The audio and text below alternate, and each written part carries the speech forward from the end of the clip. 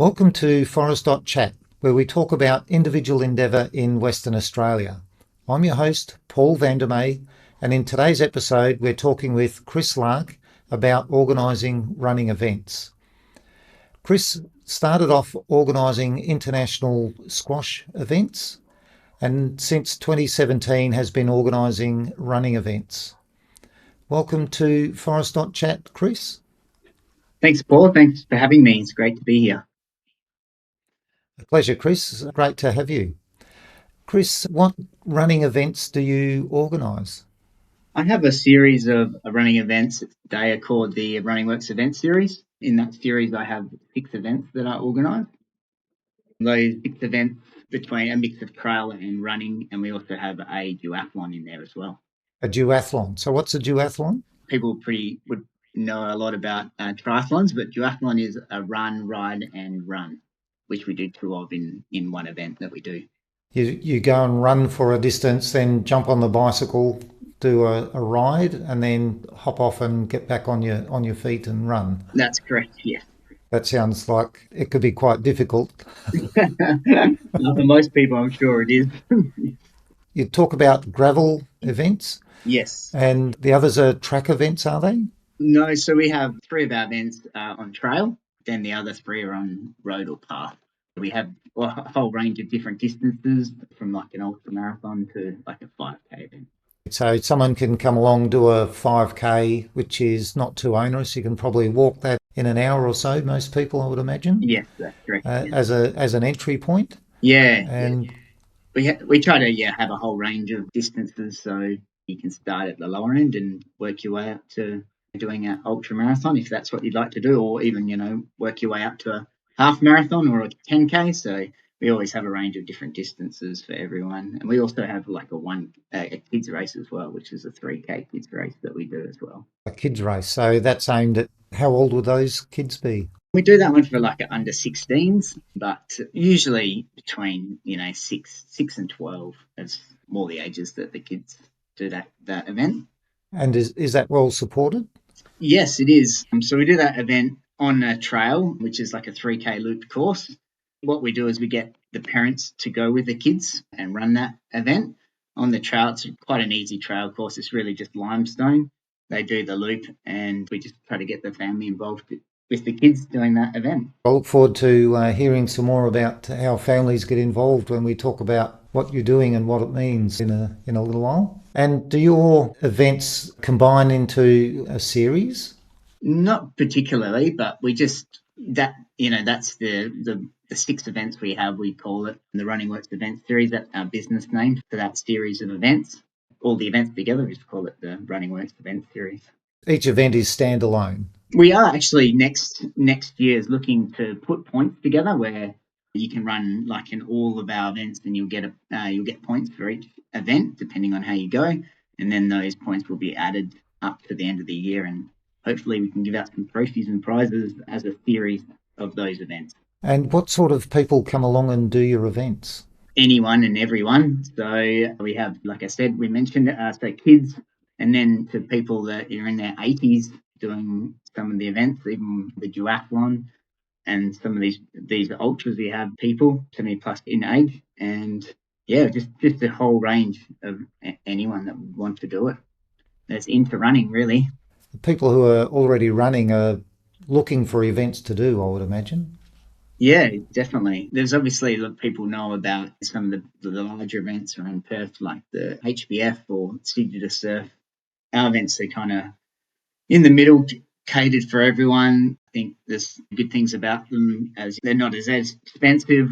It's easy to park there, and for people that don't want to have that hassle, or younger people, or anyone really in between, it's a good entry point to get into running and still be able to experience amazing courses and achieve your goals in these events. As we also have paces and so forth that can help you reach your goals.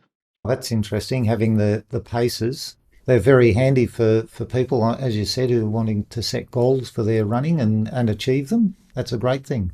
Yes, yeah, we definitely find that there's a lot of people that also, with our events, there's a nationally certified event where people come to that event to qualify for, say, the Boston Marathon or so forth. It's called the Bibrelate Running Works Festival. Come to that event and try to qualify for that time to get into some of those international events, those big six marathons, the six biggest marathons in the world that people like to do or travel for. So they've got an opportunity to qualify here in Perth. That's correct. Yeah. Yeah, they can do that. Yeah. And also, we do have another one, FC, which isn't as easy, the course, but it's the Canning River Running Works Festival, and that's also a certified course. I know a lot of South Africans actually have used that to qualify for comrades as well. Comrades is a big run. That's got a life of its own, hasn't it? Yes, that's correct. Yeah, the biggest, the one that all South Africans talk about for their run, which is basically it's an ultra marathon. I think it's 64K, but I could be wrong. I'm not too sure, but I know it's quite a long distance, maybe between six. Do you know, Paul? 60 to. I I don't know exactly. think it's around I know. 60K, but yeah, it's definitely a very, very, very popular race in South Africa. One that a lot of South Africans talk about. And your events allow people to qualify to get there, which is terrific. That's correct. Yeah. Thinking about that range of events that you put on, what does it take you to organise those events? A lot of patience, a lot of emails. It's really getting approvals from the council to be able to run it first of all, and then really organise yourself. I always have a big checklist that you really need to go through a lot of the time to see where you're up to with organising the event. It's a lot of communication, a lot of emails with a lot of different people around getting the event up and running. So you mentioned there about getting approval. So there you're talking about local government, like the local councils, that That sort of thing. Yeah, that's correct. Also, depending on the actual event, you might have to, for our trail events, you might need to go to the wildlife parks or something similar to that, or even the water court we've had to get approval from. So it really depends on the event. But yeah, usually it is a local councils that you'll need to speak to before you can put it on an event. And it takes a lot of planning. Like you obviously need to have a place where you're not going to upset, say, people that live around the area. So you can't be too close to houses, obviously, because a volume type thing. And you might need to look at getting bathrooms, even though it's not impossible. You can get portaloos and that kind of stuff, but you definitely need a area where people can park their car, that kind of thing. So you basically need to really find a good location to run an event, and then after that, you'll need to speak to a local council. Is that just a paperwork process, or do you need to go in and talk to them and use your skills to win them over to? It depends on the council, to be fair. Sometimes I've had to go in and have a chat to local councils before to let them know, basically, especially if let them know what you're up to and why you want to do it and how you're going to do it. And then other ones, yeah, you can usually all you need to do is fill in a form. Well, it's not really a form. You need to fill in a lot of forms because with the forms you'll need to do a lot of different things within the form. So basically, you might need to do emergency plan. You might need to get public liability insurance. All these things, site maps, evacuation plans, all that kind of stuff needs to go with those forms so you can get approval from the council. Either you or someone on your team would be sitting there for hours, probably writing all those things up. Yes, unfortunately, it does take time, and it's not. I'm sure it's not as easy as the old days when you probably just had to fill in one form and you get the event up and running. But yeah, these days it is. I find as the years go by, there's more and more forms that you need to fill out as well. So, unfortunately, yeah, it is a lot of work just in that part of doing an event. It's a moving target. There are people out there that are voted in and they're there to make laws, so they do. Yes, that's it. Yeah, that's exactly right. And I find some actually councils are very easy to deal with, while others are very hard to deal with. So it just really depends on what council you're trying to get the event going from. The other element of that is you mentioned about finding the locations. So you talk about parking and not being too close to things, but you also want a good running experience, don't you? Exactly. Yeah. And then that's the other thing is you need to find a course that people will enjoy doing as well. Because yeah, there's a lot of places where you can run, but if people want to do that particular run, you might want to do it. You might do it one year and then find people don't exactly want to go to that location to run. So that's the other thing that you need to think about as well when you're organising the events. You need to find a nice location where you think people will come back and want to do it again. And do you have any courses that have particularly attractive elements to them? And what would those elements be? Yeah, well, I find it's always a difficult one because obviously everyone is different and they all want something slightly different. But I think in general, usually people, if for a road one, they want to do a flat and fast course. So I usually two of the three courses that I do for road, two of them are super flat and fast. The other one's a bit more challenging. It's along the Canning River, but it is a very nice course along the Canning River from the start to the finish of your run. So it is nice and it is a nice path, which I find that people do like. But there is a lot of people that say, "Oh, I thought it was a bit flatter. I thought it was going to be a bit faster." I feel like maybe I let those people down a little bit, but usually on a whole, 90% of people like that one as well. So.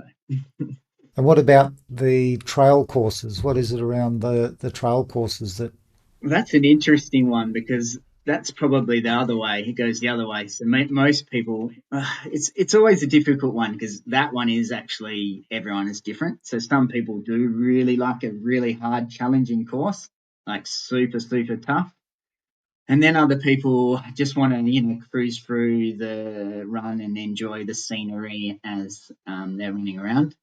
Mainly for ours is we have pretty technical single trail courses. We find that a lot of people like to run single trail and like to have a look at scenery, but ours is quite technical. So you really got to concentrate on where you're going. So we actually, for that particular trail, it's everyone likes something a little bit different. So I don't think I can ever get that one right. So I think everyone will always want, yeah, either a cruisy, easy run with a nice scenery or something really challenging and tough with the same thing with nice scenery, beautiful being out in a particular area.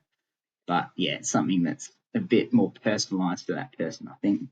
and is that one of the reasons why a single trail is liked so much? Because basically it really doesn't matter what others are doing. You're there. It's your trail for that moment in time. I think so. I think most people do love a single trail. I think it's good with the trail course. You can't see too far in front of you. Just concentrating on what you're doing at that moment, and just enjoying that.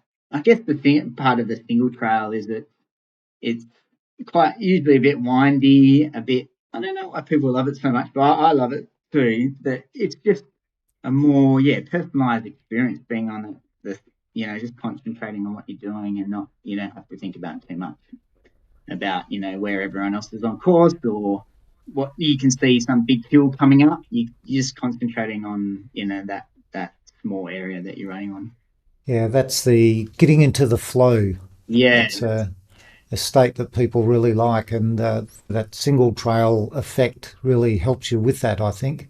yeah. I don't know I haven't heard a lot of feedback on why people love single trail so much, but I know that people always when they get pretty excited when a course has got plenty of single trail in it, and the courses that we do is a lot of it is single trail, like pretty much 70-80% of it. So we try to make it as as fun as it possibly can be, especially if it's a hard, challenging course, which two of ours are.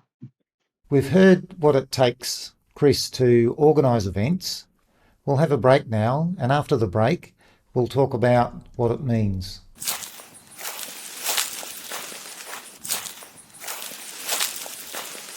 Chris, what does it mean to you, your family, or the community that you're able to organise running events? For me, it's quite satisfying being able to create like an event that I'd want to do. So I always find enjoyment in doing a particular event that I would love to do myself.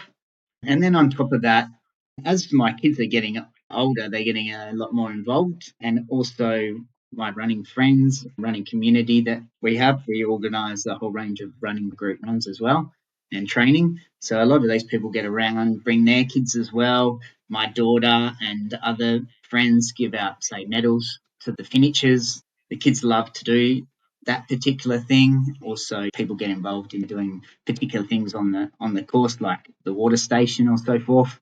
My family now and my kids are a little bit older, they love to get involved in doing that, but also for my group of runners and people that in the community that want to achieve their goals in running, it's really important that I have these particular events on. As I was mentioned before, some of them qualify you to do other events, say as in big marathons overseas. Also, we do events which will qualify you for getting even into the Australian team. And also the community, and not even just for the elites, but it's just something that they can do, any runner to do, to get ready for, say, the City to Surf or HBF, where they can run that type of distance as well and get prepared for some of the bigger races, as well as, trying to qualify. And they might make that their full focus on one of our events, trying to qualify for whatever that they're looking forward to. So there's a whole range of reasons there that people would want to come along to an event. And do you have people who have come along for specific reasons that you're aware of? Yes, definitely. We have I remember we had a lady. I remember she had a bad bout of cancer, and after she had cancer, one of her goals was to run an ultra marathon. So she ran in a 50K event and finished that. And I remember her whole family and friends were at the end of the race, which had really meant a lot to her. And we also had recently, my last event, we had two guys raising a whole bunch of money for leukemia that did the ultra marathon as a team, and they were carrying a large, very heavy log around the course. So there's a lot of reasons, besides people's personal goals, to maybe do that higher distance than what they've been doing. They might be doing a parkrun, they might want to get up to a 10K, or it might be for a real good cause. It might just be something that they, want to tick off that they've been thinking about for a long period of time. So I think everyone has their own reasons to do events, but I know personally that me putting on these events means a lot to people. So I'm always very happy to be able to run an event because, when after I finish organising it, I might get an email or see these people finish, and I know that they're really grateful that I put the event on. And how do you feel about that? It makes me want to keep doing them for the people that really enjoy the events, and actually, yeah, it really keeps me motivated to keep the events going and do my best I can with them, and try to do the right thing by people with them. Yeah, give people the choice to run my events that they might not be able to do with other events around the state. So I'm happy that I can do that for them. And what about your kids? How does it make you feel that they're able to come on and help you? Yeah, it feels really good because I think there's an avenue for them later that they might take over from me. I know that my kids really enjoy doing it. As a parent, I was able to run with my daughter doing the kids race that I was telling you about, and she absolutely loves doing that run. So I know that she loves me doing them as well and loves being part of it. So yeah, it's important that for the family that they want to keep involved in doing the events as well as what I do. Yeah. Fantastic. It's possibly a little unusual that as an organiser you're actually able to take part in an element of your event. Yeah, yeah. Well, that's the only one I've actually has ever been able to do. Obviously, it's super busy organising it. It's like a real, usually 10 things going on at one time when you're organising an event. But that one particular one, I had another event organiser for as well. And because it's only a small run, I'm able to, if it's not busy at the time, I'm able to go and run with my daughter for that 17 minutes, that whatever it takes to have a little run with it. So yeah, it is nice. Great to have that opportunity. Yes, definitely. We've had a look at what it means that Chris is able to organise running events. We'll have a bit of a break now, and after the break, we'll talk about how you do it.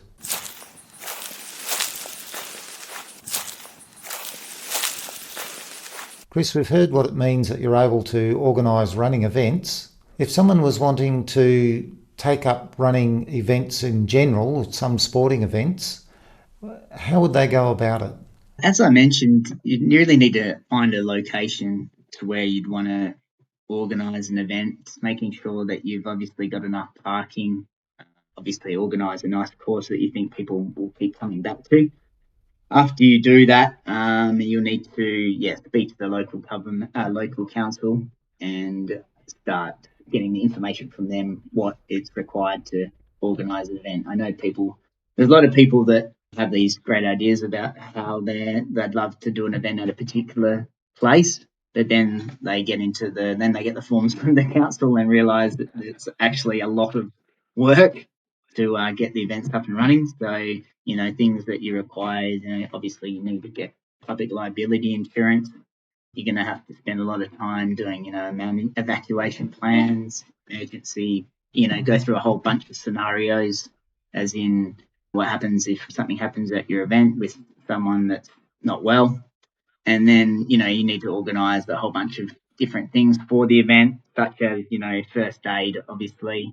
You need to, go through a whole bunch of checklists, obviously, you need to organise a whole bunch of bibs for the event that have timing. You'll need to organise medals if you want to have medals for the event. A whole range of different things that will require a lot of time. A lot of time and investment as well. Yes, that's right. There's quite a lot of money involved to getting an event up and running. Also, you'll require a lot of different things. After you've gone through all those things, you'll obviously need to have something at your event. So you might need a whole bunch of marquees, arch, a whole bunch of event fencing, that type of stuff as well. So yeah, it does require a lot of time and a lot of effort and a lot of emails, a lot of paperwork, a lot of planning. How are you going to how planning is in the parking and where you're going to set up for your event, or you might need a whole bunch of people there for your event as well. Coffee vans, obviously food vans if you want to have a food van, all that kind of stuff. So yeah, there is a lot required. Also, you might want to set up an event course map as well, so people can have a look at it. And that's not as easy as it sounds, is it? Because people like Google and whatever probably don't like you just taking snapshots of their maps and things like that, do they? Or No, I don't think it's too bad, but yeah, you might want to get something a little bit nicer. You might want to do it off a GPX, and then start working on it from there after you've got exactly where you're going to run or cycle or what event you might want to put on. so there's a lot of different aspects that come into play, and a lot of them involve either forms or dealing with people or organising gear. Do you have a team that you need to organise as well? Particularly, I've usually, because I've had the experience of running things in the past, as in professional squash tournaments. I've really pretty much done it on my own from when I started. But yeah, as you get a bit older, you might need a bit more help. I have another person I do some events with as well that's been like very helpful for me. It's taken a lot of pressure off as well. But as your events get bigger as well, then you definitely require more people to help for sure. Chris, there's a whole lot goes into it, and you're talking about some events. What's next? What's next for me is an event. It's called Heaven and Hell. It's a trail marathon, and it really is a heaven and hell type trail. There's mainly because there's quite a lot of elevation. So there's this particular event has 4 loops where it comes back to the start and the finish area, and then you'll do 4 different loops. One of the particular loops is a single trail switchback, which goes all the way down, basically for 3 kilometres down a hill, which is the best 3 kilometers that you'll ever run. But once you get to the bottom of it, you have to come up, and it is quite it will definitely test your patience. It's a real tough 3K. Well, it's a bit longer than 3Ks, a bit 3.5K climb all the way back up. And yeah, we call this event Heaven and Hell because that's exactly what it's like on the trail course. It's beautiful and amazing, and then it's also very, very challenging. It's good to have those those two sides to it. Yeah, definitely. Yeah, we do that particular event as well with those loops. So you can, if you have friends and family, so make it a bit more community based, where you can see your friends and family, not just go out and run a marathon where you'll never see, you see them at the start and you see them at the finish. But with this particular course, we've done 4 different loops between 3.5Ks to 7Ks, where you'll come back to the start and finish, and then you get to see your friends or family, and also helps with getting particular things that you might need during your run, as in nutrition and hydration. So come back to the start and finish, see your friends and family, whatever, and then you can head off for your second, third, fourth lap. So basically, the 4 laps equals 21.1 kilometers, and if you're doing the marathon, you'll do 8 loops. You repeat the 4 loops to get your marathon distance. So yeah, it's the Heaven and Hell Trail Marathon. And we've also got a half marathon in there, a 10K and a 6K as well. If you just want to get into trail running, you might want to do the 6K, but if your goal is to do a really tough, hard marathon course on the trail, then the trail might be for you. But it is a super tough course. So it's not just like, going out and doing a marathon, a flat, easy marathon. It is, super challenging. Sounds like a great thing for people to get out and do. Yeah, it's definitely good for a range of people. Like I said, you might be a road runner that wants to get into the trail running, so you can do a short loop, you can do a 6K loop, and then people that just love trails. This is a trails person's paradise because there's a lot of like single trail, challenging climb, a lot of fun like descents. And for the trail runner, it's what most people like to do, I think. Which is exactly why you've got that new on your register of events. Yes, that's correct. Yeah, it's our brand new one that I think, a lot of people will enjoy as a trail runner for sure. Thank you very much, Chris, for being on Forest.chat. All our listeners wish you all the best with your future endeavours, especially a new Heaven and Hell Trail Marathon. Thank you so much for having me, Paul. Thank you. You've been listening to Forest.chat, where we talk about individual endeavour in Western Australia, what it takes, what it means, and how you do it. I'm your host, Paul Vandermeer, and in today's episode, we've been talking with Chris Lark about organising running events. Remember, there are 4 ways to get involved with Forest.chat. Go to Forest.chat and subscribe to the email list. When you subscribe, you get emails about each episode that's released. Listen to the episodes at forest.chat/episodes.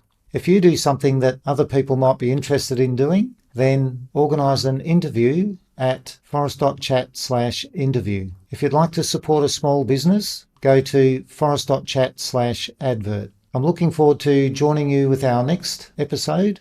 Until then, enjoy making it happen.